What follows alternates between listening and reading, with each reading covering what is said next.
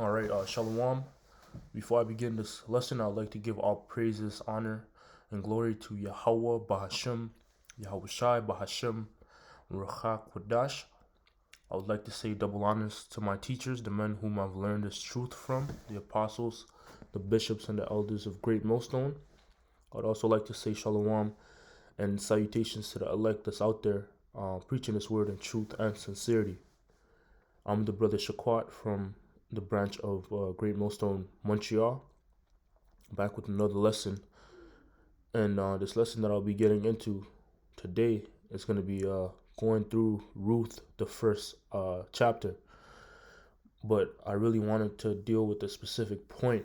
You know, the Spirit got on me to, get on a specific point, something in this chapter, and that's pretty much dealing with uh, a widow, Naomi's widowhood and what it means, or uh, what the law uh, says to do, or how to deal with the widow, right? So without further ado, I'm just going to get straight into the lesson and begin at the first verse. It says, Now it came to pass in the days when the judges ruled that there was a famine in the land, and a certain man of Bethlehem, Judah, went to sojourn in the country of Moab, he and his wife and his two sons.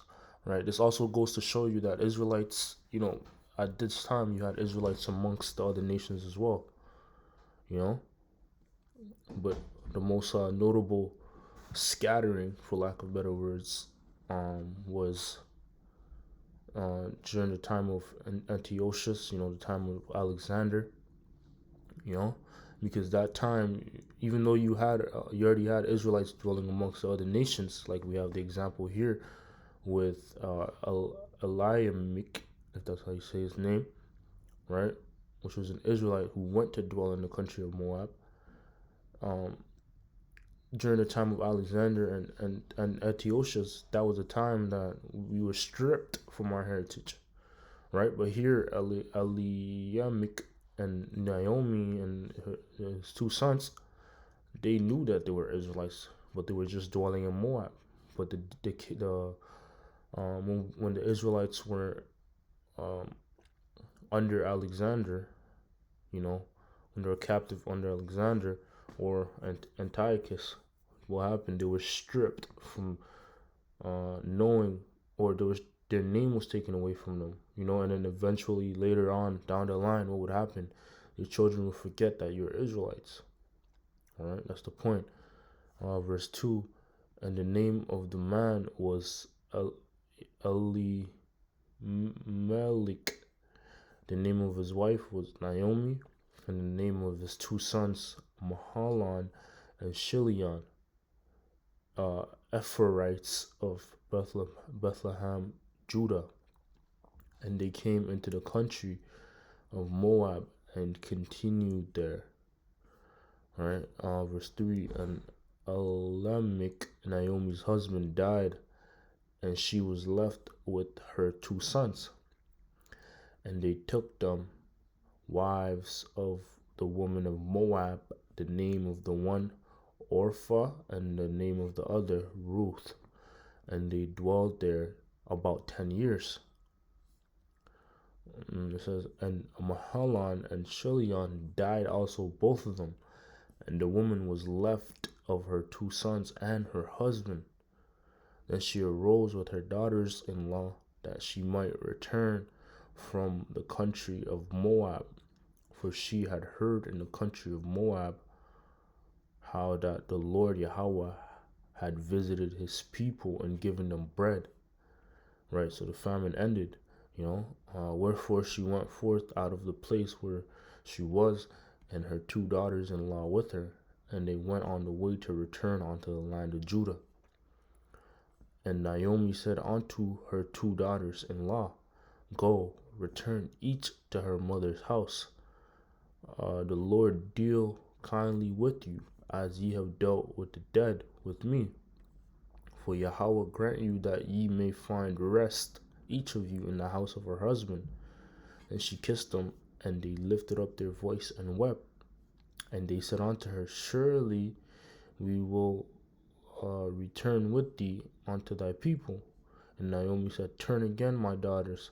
Why will ye go with me? Are there yet any more sons in my womb, that they may be your husbands? Right, so they were supposed to, according to the law, you would marry the close to kin. Matter of fact, let's get this.